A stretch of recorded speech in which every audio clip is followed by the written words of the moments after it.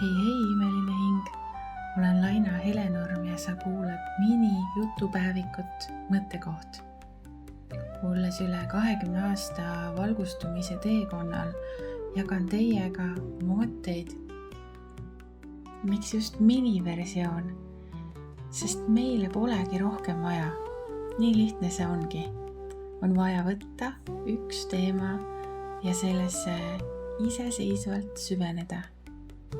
Meie aju mitmeid teemasid korraga nii ehk naa sügavalt läbi ei võta, mistõttu see 5 minutit annab palju võimsama tulemuse kui 10 pikka podcasti.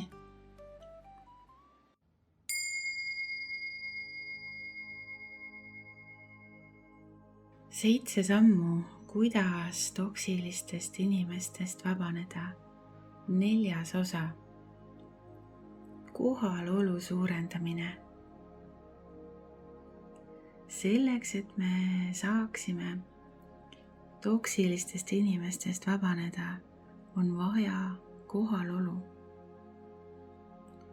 Kohalolu algab märkamisest ja on vaja märgata, mis toimub sinu sees ja ka sinust väljaspool.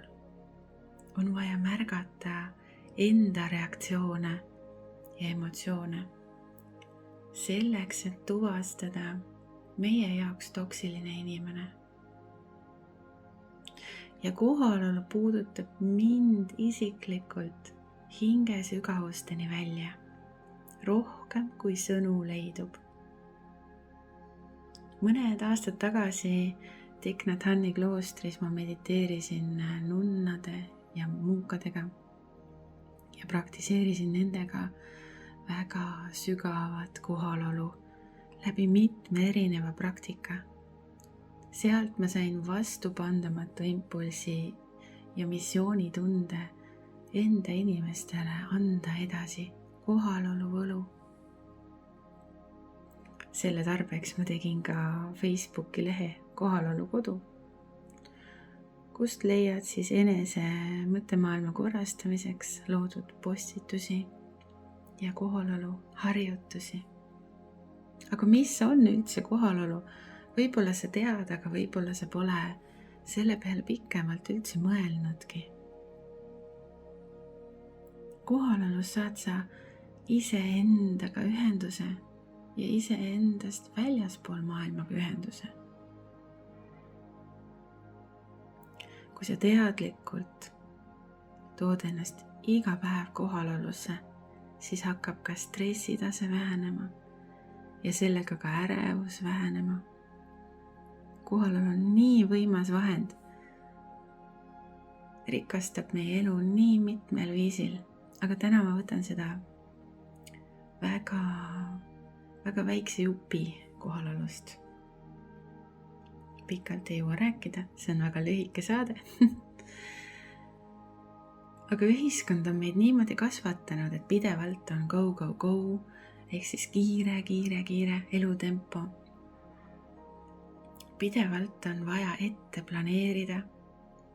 Kiire elutempo juures on pidevalt stress kõrge, mis ei võimalda meil oma emotsioone märgata ega neid seedida. Ja see toob meile ärevuse. Siis on meil raske mineviku sündmustest lahti lasta. Stress toidab hirmu, hirm toidab ärevust. Ärevus toidab jälle stressi ja siis hakkab see pall niimoodi ringi käima ja suurenema. Tekib hirm tuleviku ees, ebaõnnestumise ees. Ja on normaalne neid emotsioone kogeda. Me kõik kogeme neid. Küsimus on aga selles, kui tihti. Kas hirm ja ärevus on igapäevane baasemotsioon meie sees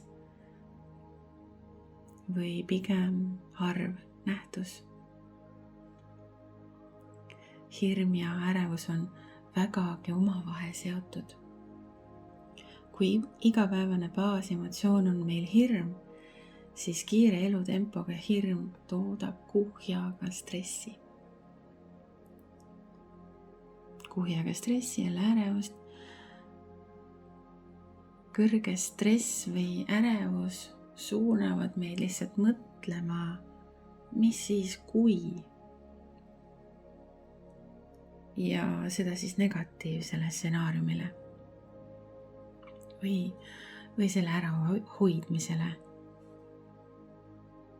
Isegi kui baasemotsioon pole hirm, on ühiskonna edukultus teinud meile ajupesu ja pidevalt on mõtted sellepärast tulevikus, kohustustel, planeerimisel,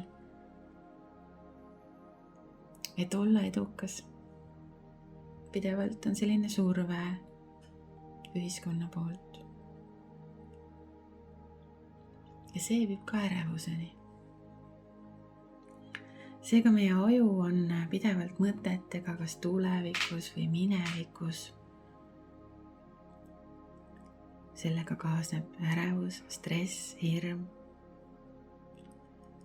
Ja me oleme nagu lahti ühendatud iseendast. Me oleme lahti ühendatud reaalsusest mõnes mõttes. Aga tõeline hetk ei ole eilses või homses. Tõeline hetk on ju siin ja praegu. Ja selles praeguses hetkes me leiamegi kohalolu. Selle praeguse hetkega me võiksime rohkem olla ühenduses.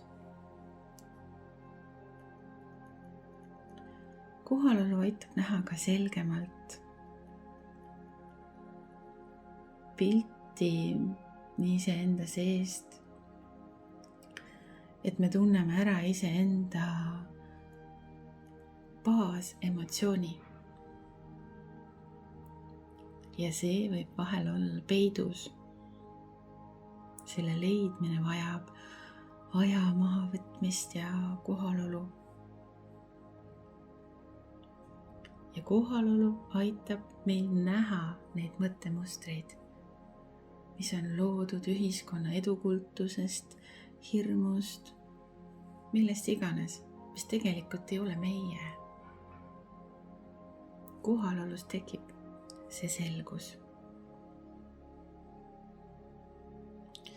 Aga kõige imelisem on see, et kohalolu aitab näha ka neid häid asju, mida me enne ei näinud.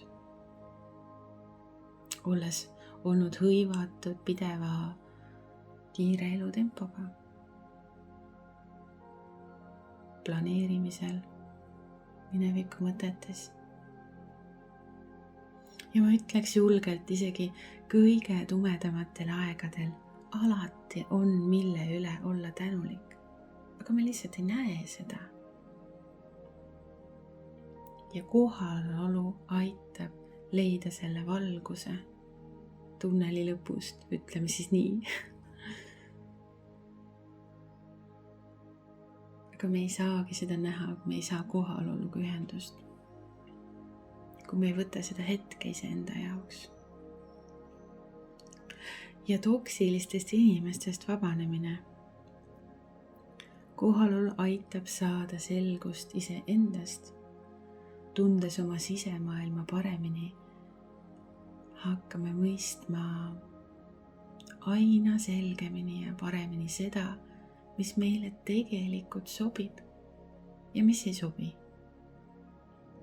Mis on meie jaoks õige ja mis on meie jaoks vale.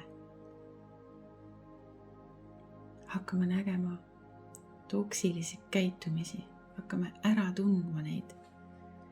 Sest kuigi sa võid mõelda, et ma muidugi ei tea, milline toksiline inimene on, aga kuula minu eelmisi osasiga, alati ei ole nii selgelt näha, milline see toksiline inimene on. Vahest puutume kokku ka manipulaatoriga. Aga kohalolu aitab suurendada arusaama, kuidas üks või teine inimene meile mõjub. Ja nii me tunneme ka toksilise inimese paremini ära. Julgustan sind suurendama endas kohalolu. Kui sul on küsimusi, siis kirjuta või tule konsultatsioonile. Võtan vastu nii veebi vahendusel, kuid eelistan siiski näost näkku kohtumisi. Olen sinu jaoks olemas.